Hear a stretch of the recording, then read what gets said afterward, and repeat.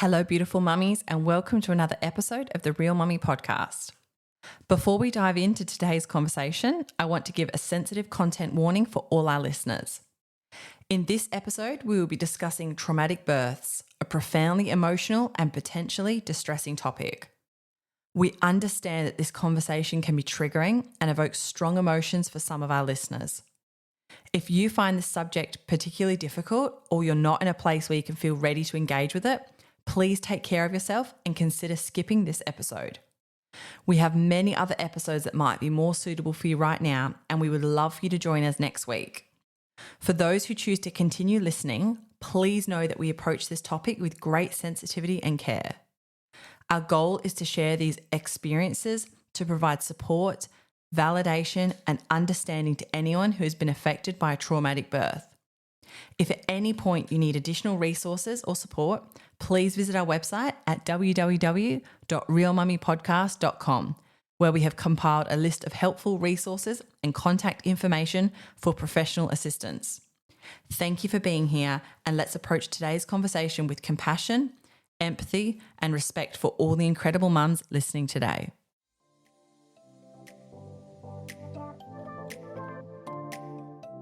I thought I was prepared for birth until the emergency happened. I'd read all the books, taken the classes, and had already delivered my first daughter vaginally without any complications. But nothing, absolutely nothing, could have prepared me for the shock of an emergency C-section and the brutal recovery that followed.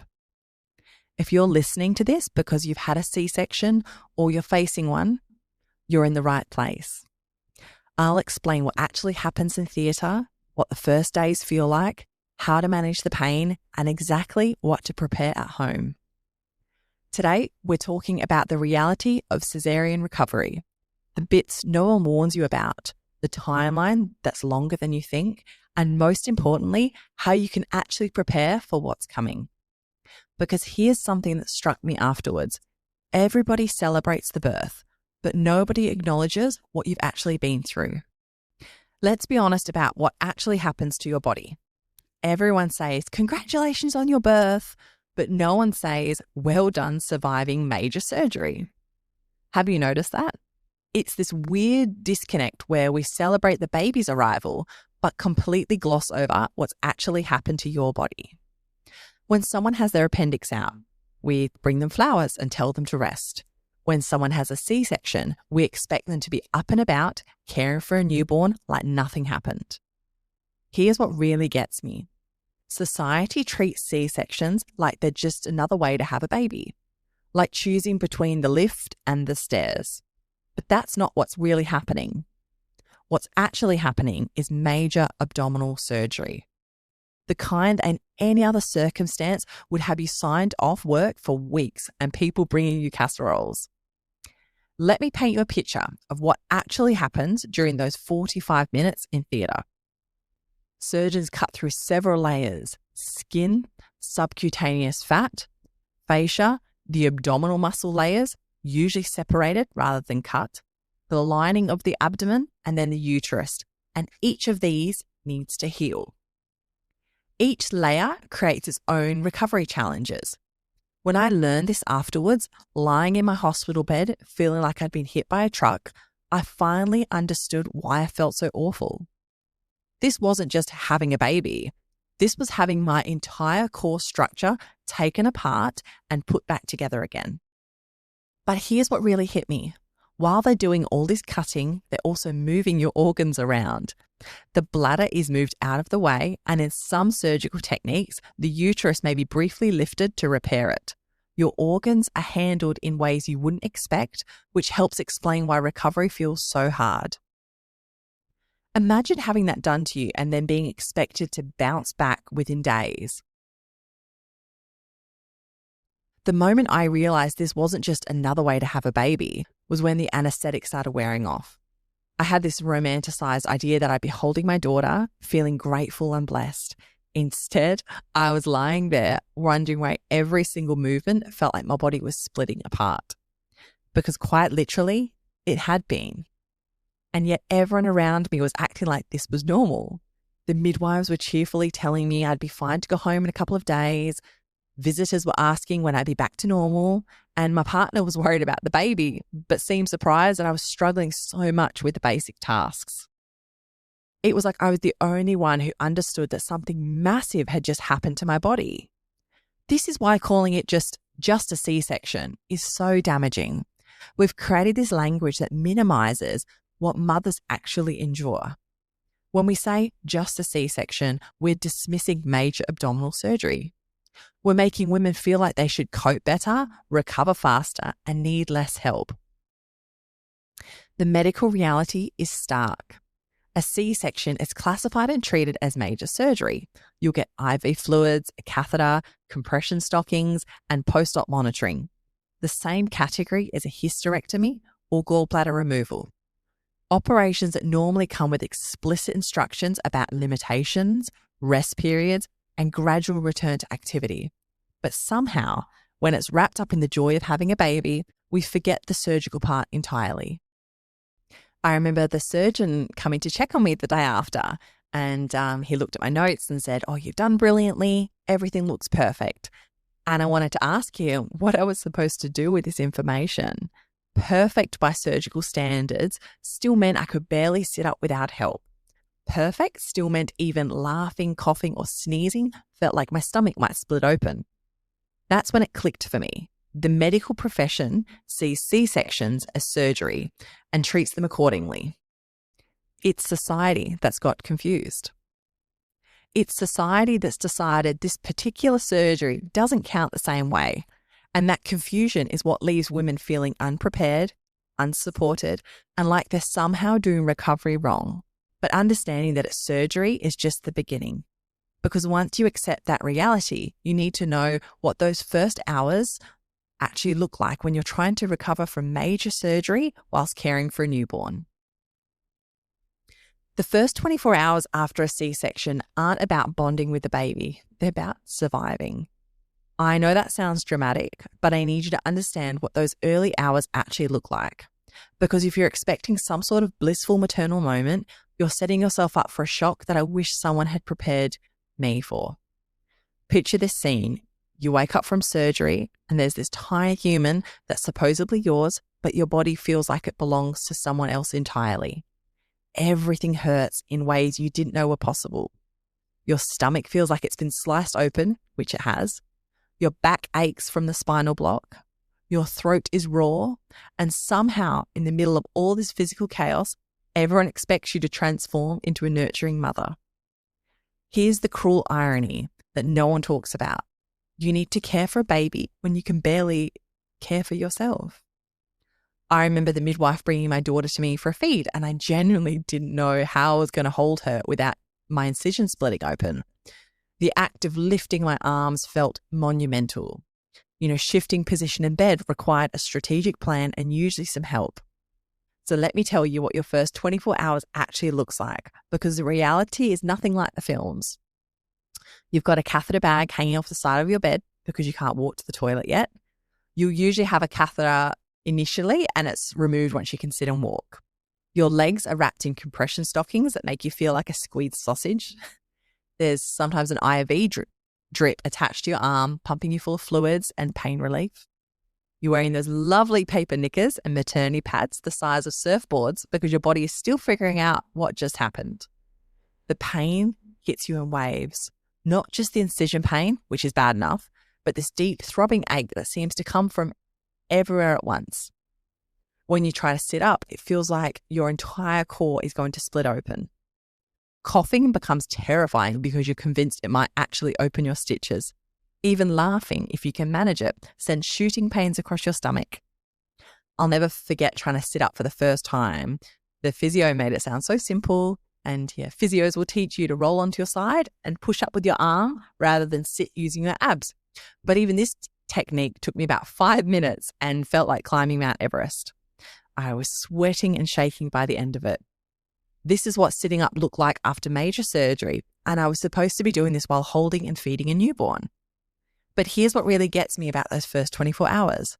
You're processing this massive thing that just happened to your body, and nobody acknowledges that. Everyone's focused on the baby, which I get, but you're just lying there trying to make sense of everything, feeling relief that baby's safe, shock at how your body feels, and grief that your birth experience went so differently to what you'd planned. It's completely normal to feel all these things at once, even when you're grateful your baby is here safely. The emotional complexity of this is something nobody prepares you for. If it was an emergency C-section like mine, you might still be processing the fear and confusion of how quickly everything changed. 1 minute you're in labour, thinking everything's going normally. The next you're being rushed into theatre with people talking in urgent voices around you. If baby is stable, you may get skin to skin in theatre or very soon after. Ask your team what they offer, but even this precious moment can feel overwhelming when you're still processing what's happened. And then there's the isolation. This really hit me hard. Everyone wants to come visit. Everyone wants to hold the baby, coo over the baby, take photos with the baby. Your partner is probably splitting their attention between being excited about becoming a parent and trying to understand all the medical information they're being given. But you're lying there feeling like you've just been hit by a bus, processing trauma, and somehow you're supposed to be the gracious hostess receiving congratulations.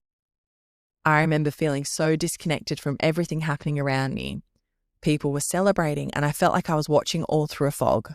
Not because I wasn't happy about my baby, but because my body and mind were entirely focused on just getting through each hour.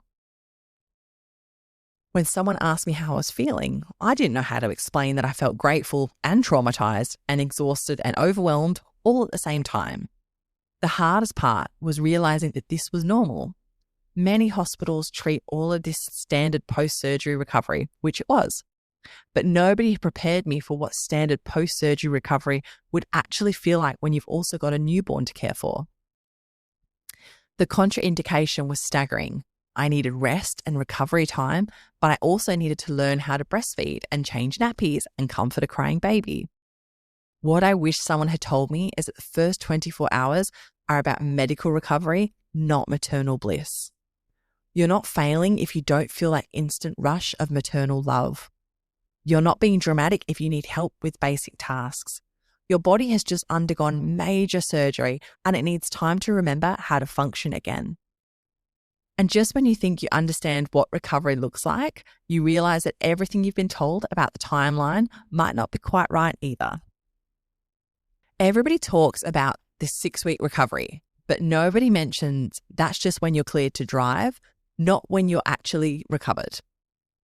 6 weeks has become this magical number that everyone throws around like it means you'll be completely back to your old self.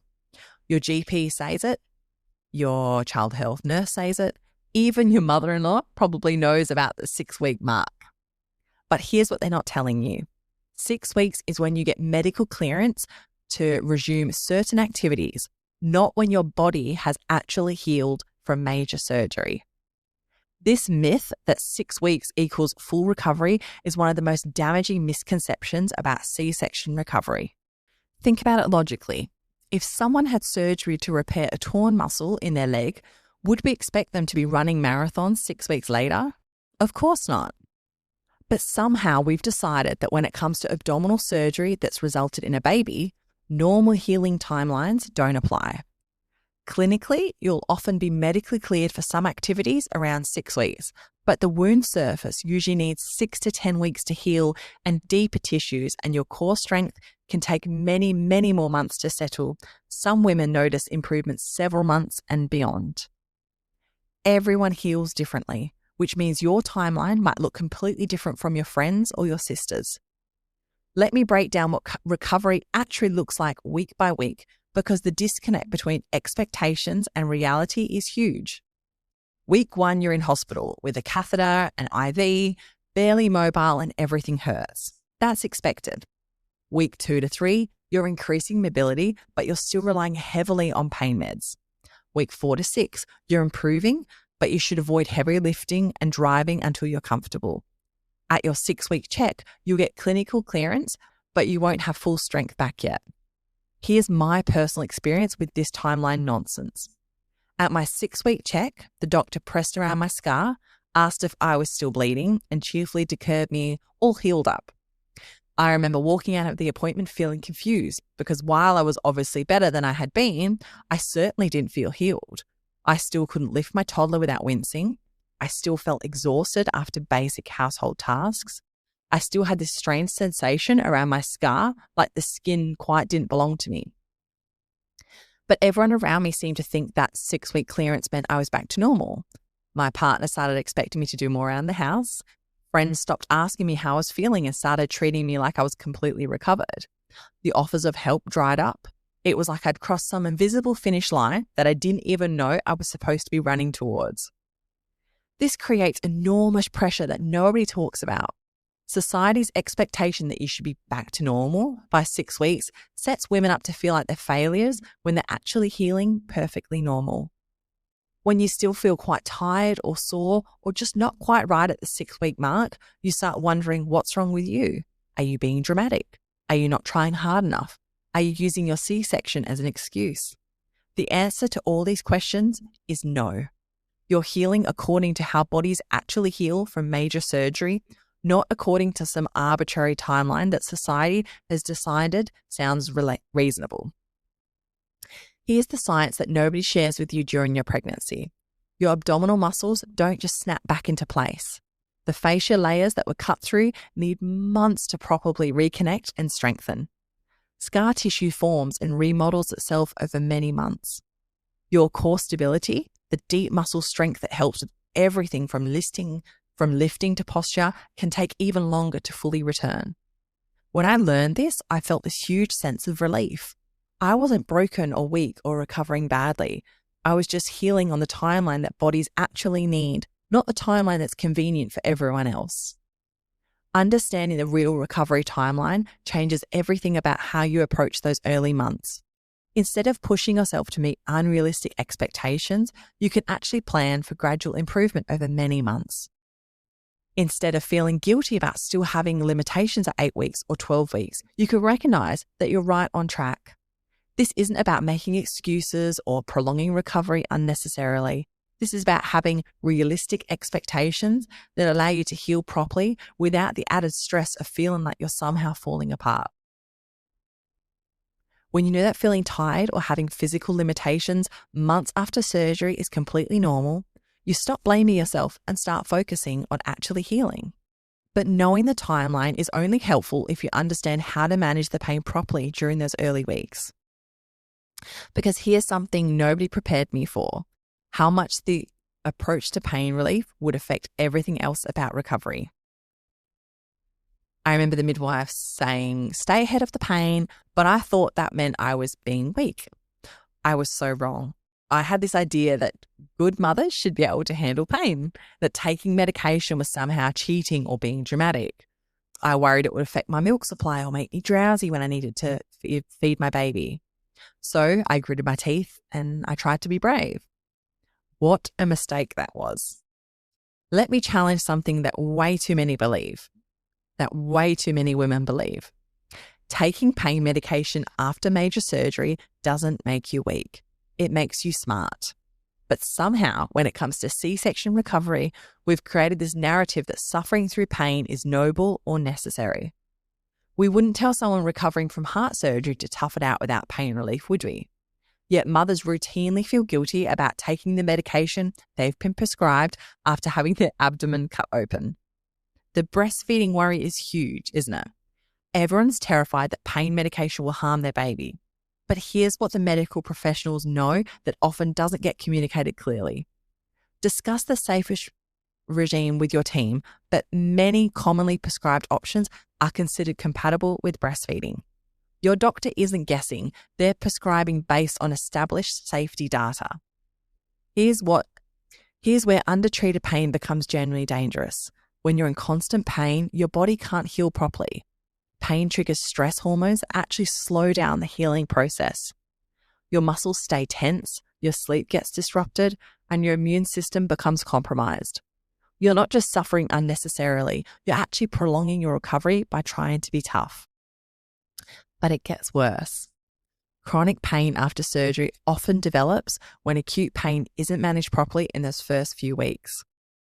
If you let your pain levels get too high and stay there, your nervous system can essentially learn that pain pattern. What starts as normal post-surgical discomfort can turn into long-term problems that are much harder to treat later on. Research suggests poor acute pain control can increase the risk of persistent pain and is associated with worse postpartum well-being. So good pain control matters for both physical and mental recovery. Think about it. You're already dealing with massive hormonal changes, sleep deprivation, and the adjustment to caring for a newborn. Adding uncontrolled pain to that mix is like throwing petrol on a fire. Your brain simply can't cope with everything at once. So how do you actually manage pain effectively? First, timing matters more than anything else. Don't wait until you're in agony to take medication. Pain is much easier to control when you catch it early than when you're trying to bring severe pain down. I found some other practical tips that really helped for me. So press a pillow to your incision when you cough or sneeze. It supports the area and reduces that sharp pulling sensation. Use ice packs for inflammation in the early days, and you can alternate with heat later if your clinician advises. These simple techniques can make a real difference to your comfort levels. And here's something that really helped me understand the guilt piece.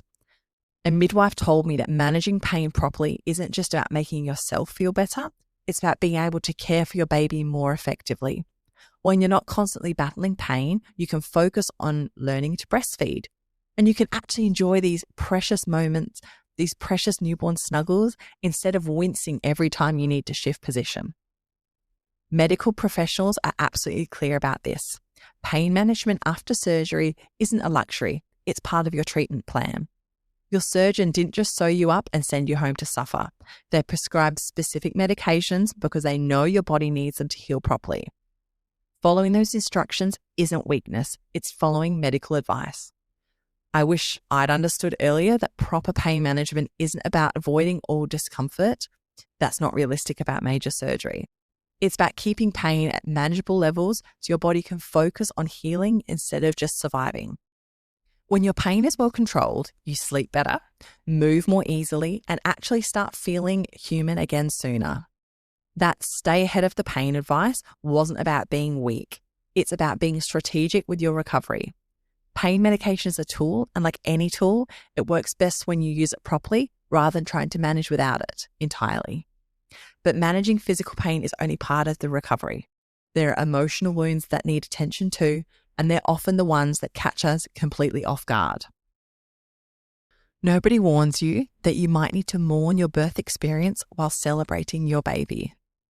That's the conversation nobody has with you during pregnancy. Everyone talks about birth plans and what to expect during labor, but nobody mentions that you might need to grieve when things don't go as planned.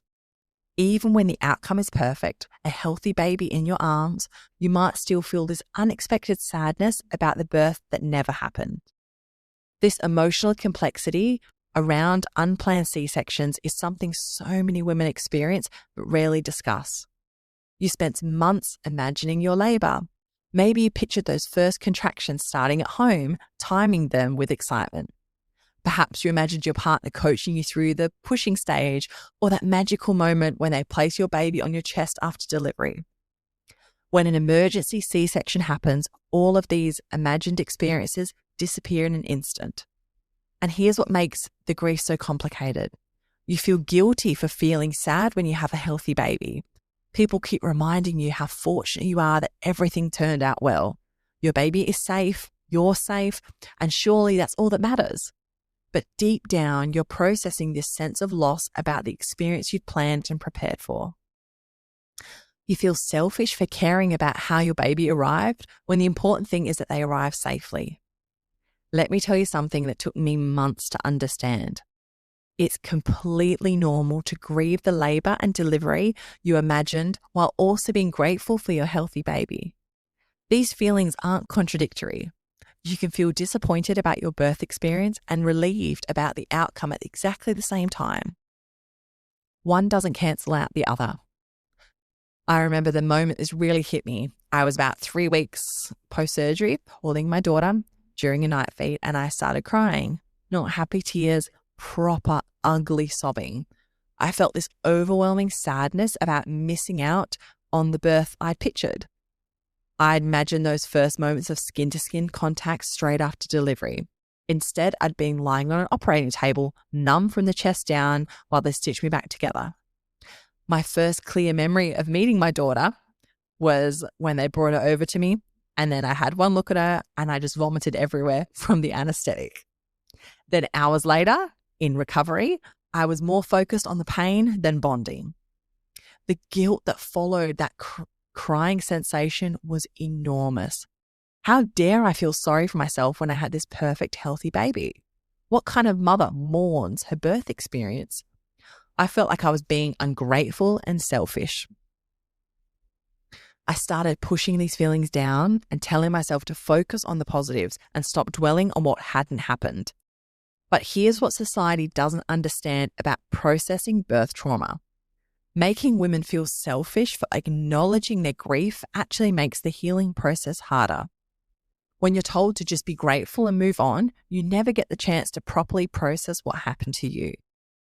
Those unprocessed feelings don't just disappear.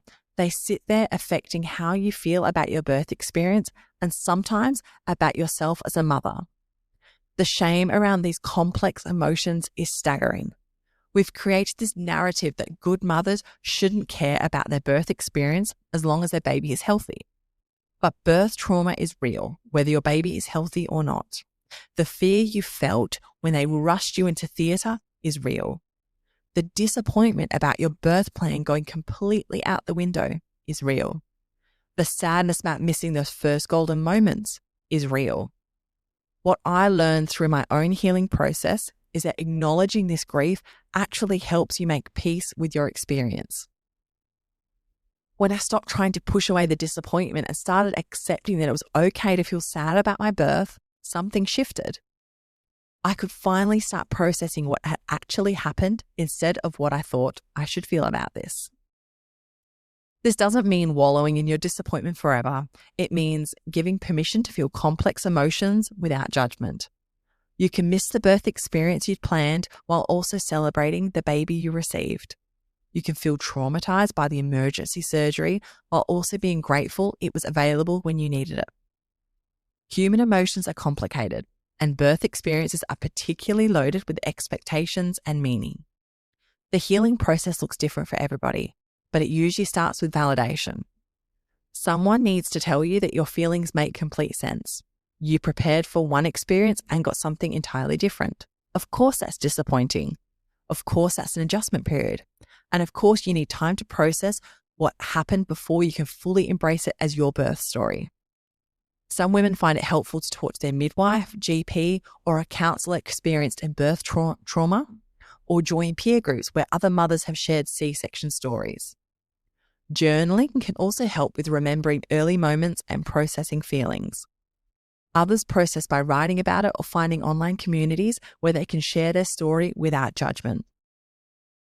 The method matters less than the acknowledgement that your feelings are valid and deserve attention. If feelings of sadness or anxiety don't ease after a few weeks, or you worried you might be depressed, talk to your healthcare provider. Remember, processing disappointment about your birth doesn't make you a bad mother.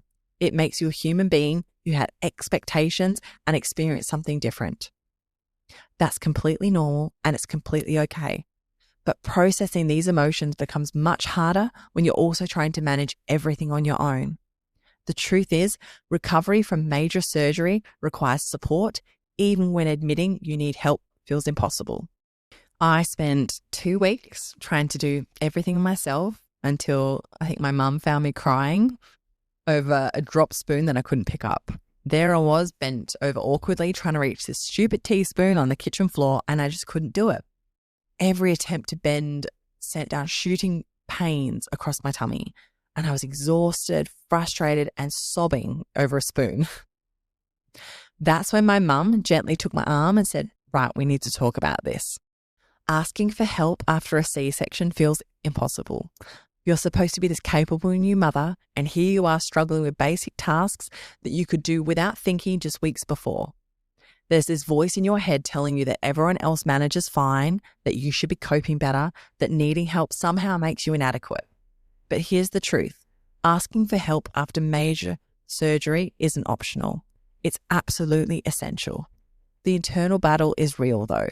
Part of you desperately needs someone to take over the household tasks, but another part of you feels like you should be managing everything yourself. You don't want to be a burden. You don't want people to think you're being dramatic. You worry that asking for help means admitting you can't handle motherhood. These thoughts go round and round your head while you're struggling to put the washing on or make a sandwich with one hand because lifting your arms above your head still hurts. But here's what I learned the hard way. People want to help. They just don't know what you need. When someone says, let me know if there's anything I can do, they genuinely mean it. The problem is that general offer doesn't help you. When you're exhausted and overwhelmed, the last thing you want to do is figure out what tasks to delegate and then coordinate everything. So let me give you some specific scripts that actually work. Here are some exact phrases you can use. Do you mind picking up the groceries on Tuesday? I'll text you a list. Or would you mind bringing a freezer meal when you visit? Or can you hold the baby while I shower for 10 minutes? Being specific about what you would genuinely help makes it easier for people to say yes and actually follow through. For meals, try something like, oh, we'd really appreciate some freezer meals if you're planning to cook anyway. Nothing fancy, just things we can heat up easily. Most people love having a concrete way to help, and cooking extra portions of something they're actually already making doesn't feel like a huge burden to them. When it comes to organizing help, start simple and give one person responsibility for coordinating everything. This is crucial because it reduces the cognitive load on you and when you need to focus on your healing. Ask your mum, your best friend, or your partner to be the contact person who organizes who's doing what and when. Give them a list of what would be most helpful: cleaning, shopping, meal prep, holding the baby while you're showering, and let them sort out the details. This approach works because you're not managing multiple conversations and schedules when your brain is already overwhelmed.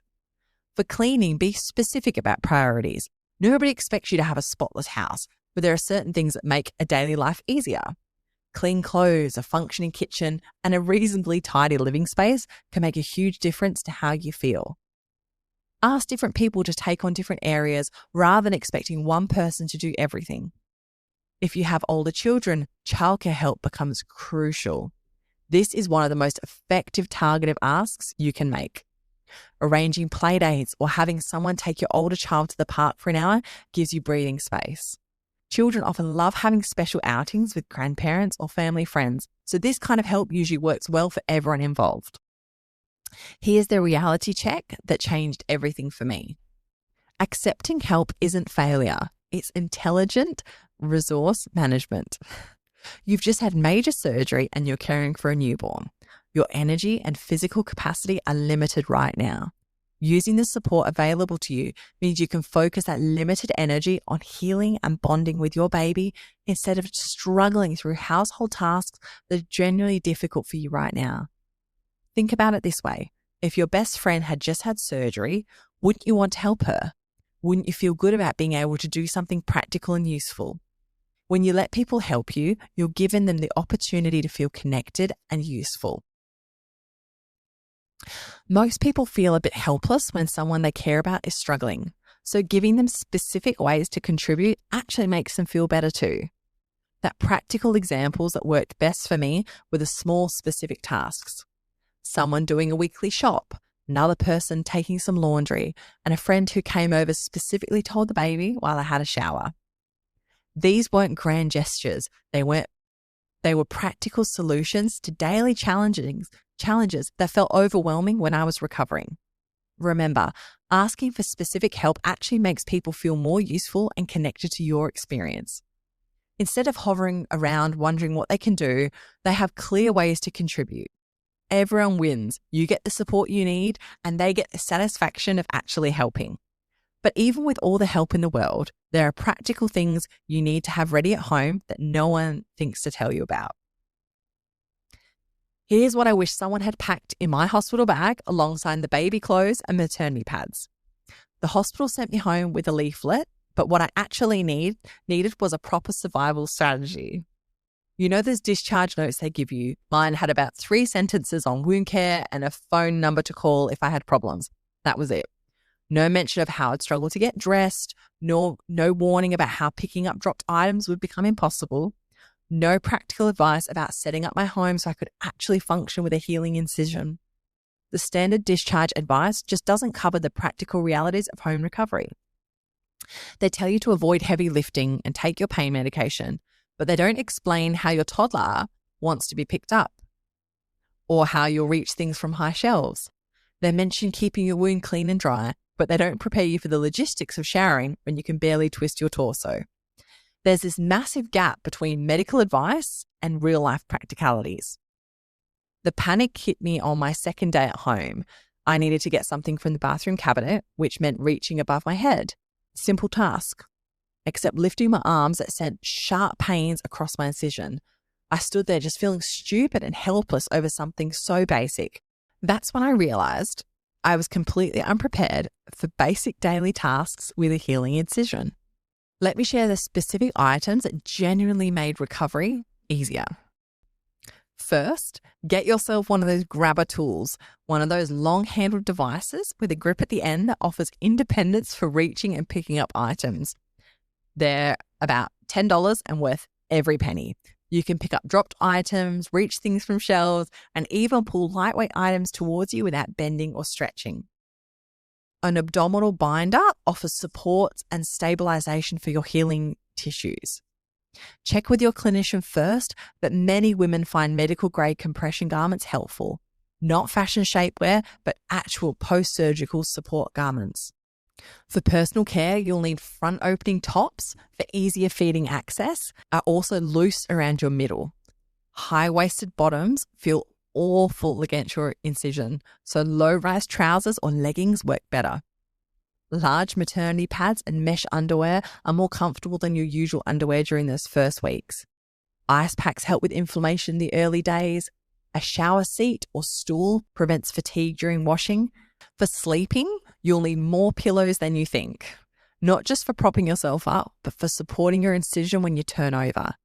A small cushion held against your stomach when you cough, sneeze, or laugh prevents a horrible pulling sensation. Some women swear by pregnancy support pillows for this. Setting up your home properly transforms everything. Keep essentials at waist level in the room where you feed, water, snacks, phone charger, nappies. Set up a downstairs changing station if you've got stairs that are too painful, so you're not constantly climbing up and down. Use paper plates or prepped meals to avoid heavy lifting and washing up when lifting your arms to reach the sink. Pre-prepared freezer meals become essential rather than a luxury. A kettle that doesn't require filling at the sink meant I could make tea independently. Ready meals that just needed microwaving became a godsend. A long phone charger meant I could use my phone while laying in various positions. A lightweight blanket that I could easily pull over myself without lifting heavy bedding. In the bathroom, place toiletries on the sink counter rather than in the cabinets. Consider getting a raised toilet seat if getting up and down becomes uncomfortable. It's not glamorous, but it's practical.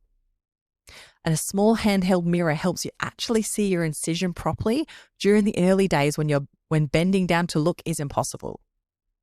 The unexpected needs really caught me off guard.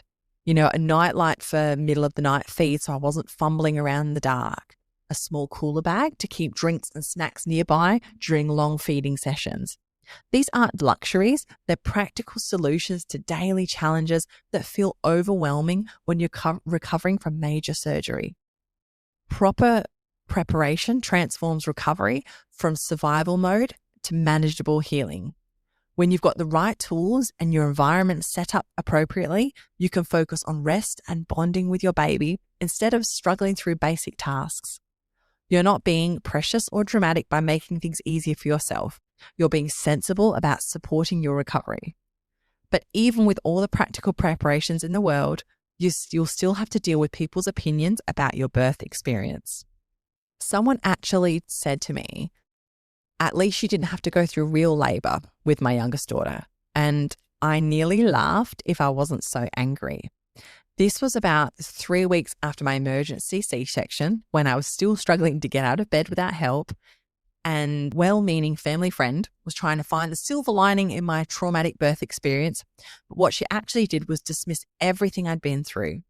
real labor? What exactly did she think was happened to me? This harmful myth that C-sections are somehow easier or less valid than vaginal births is everywhere. People seem to think that because you don't push for hours, you've somehow taken the easy route, like you've cheated your way to motherhood or skipped the hard bits. It's as if major abdominal surgery doesn't count as a legitimate way to become a mother. The ignorance is staggering, but the impact on women's mental health is even worse. Clinically, C-sections are associated with longer hospital stays, more recovery time, and higher risks for some complications than vaginal birth. They are major surgery, not an easy shortcut. Yet somehow we've created this narrative that surgical birth is the convenient option. The medical reality tells a completely different story. Here's how the stigma actually affects mothers. When people dismiss your birth experience as easier, they're also dismissing your recovery needs. If your birth was supposedly simple, then surely your recovery should be quick and straightforward too. This attitude prevents women from asking for the support they desperately need. You start second-guessing whether you're being dramatic about your pain levels. You wonder if you're using your C-section as an excuse when you can't keep up with the household tasks. The mental health implications are enormous. Women who've had C-sections already struggle with feelings of failure or disappointment about their birth experience. When society reinforces the message that their birth was somehow lesser, it compounds these negative feelings. You're not just processing birth trauma, you're also defending the validity of your experience to people who should be supporting you. Let me share what C-section mothers actually go through compared to these ridiculous misconceptions. We experience labor too. Most emergency C-sections happen after hours of labor that isn't progressing. Then we have major surgery while conscious. Then we recover from that surgery while learning to care for a newborn. We don't skip the hard parts. We get additional hard parts that vaginal birth mothers don't experience. The pain comparison is particularly offensive. Yes, vaginal birth involves intense pain during labor and delivery, but that pain ends when your baby is born. C-section pain starts after your baby is born and continues for weeks. It's not better or worse, it's different. But somehow we've decided that surgical pain doesn't count the same way as labor pain. I'll never forget the comment that really stung. And someone said to me like, "Oh, you're so lucky you didn't have to push. You didn't have to go through all that pushing and tearing again." Lucky. I wanted to show her my scar and explain that they cut through several layers of my body to get my baby out. I wanted to describe the feeling of being sewn back together while trying to hold my newborn. Lucky wasn't the word I'd use. These moments teach you who really understands and who doesn't. The comments that hurt most often come from people you expect to support you. Often mothers who've had vaginal births sometimes seem to think that their experience was more authentic or meaningful. Healthcare providers who should know better sometimes perpetuate these myths with casual comments about how C-sections are easier for everyone. The dismissive attitudes prevent proper support and understanding in concrete ways. When people think your birth was easy, they don't bring meals, they don't offer to help with older children, they don't understand why you're moving slowly or why you can't lift things. They expect you to bounce back faster because surely recovery can't be that difficult. So how do you respond to ignorant comments while protecting your emotional energy? I've learned that brief, factual responses work best. You can say, "It was major abdominal surgery. I need time to heal." This usually shuts down the easy route conversation without requiring you to justify your entire medical experience. You're not obligated to educate everyone, but sometimes a simple correction prevents them from saying the same thing to another mother. For the more persistent offenders, try redirecting. All births are challenging in different ways. Acknowledges their experience without minimizing yours. "I'm focusing on recovery right now rather than comparing birth experiences." Sets a boundary about what you're willing to discuss. You don't owe anyone a detailed explanation of your medical experience. This stigma thrives in silence. When C-section mothers feel ashamed or defensive about their experience, they don't share their stories. Without those stories, the myths persist. People continue believing that surgical birth is easier because they've never heard the reality from women who've lived through it. When you share your experience, you help others. The research shows silence preserves myths. The impact of changing these conversations extends beyond individual mothers. When we challenge the easy way out myth, we create space for all birth experiences to be respected. We help other C-section mothers feel less alone and less defensive about their births. We educate people who genuinely don't understand but are willing to learn. Your birth story matters regardless of how your baby arrived. Your recovery deserves recognition and support. Your experience is valid and meaningful, and it's time society started treating it that way. The truth is, we need to fundamentally change how we talk about cesarean birth and recovery. C-section recovery deserves the same respect, preparation, and support as any major surgery, because that's what it is. You survived major surgery whilst bringing life into this world. Your recovery timeline is variable. Stick to your clinician's advice and the practical tips we've shared. If you notice increasing pain, redness, fever, or symptoms, contact your healthcare provider immediately. If this resonated, please share your story on our social media accounts so other mums know that they're not alone. Let's challenge those harmful myths when you hear them. You did something huge. Give yourself time and help.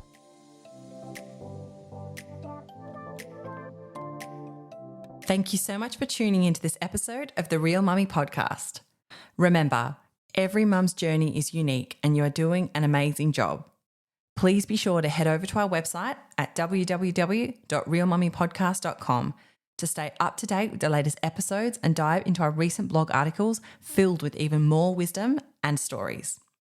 We absolutely love connecting with our listeners, so don't forget to follow us on social media. You can find us on Instagram, Facebook, and Twitter at Real Mummy Podcast. Join the conversation, share your thoughts, and become part of our supportive mum community. And I'd love to hear from you. Have you got a topic you want covered? Do you have a guest you'd love to hear from? Reach out to us through our website or social media. Your input is invaluable and helps us to create the content that matters most to you. Thank you for being part of the Real Mummy podcast family. Until next time, stay strong, stay kind to yourself, and remember, you're never alone on this journey. You've got this.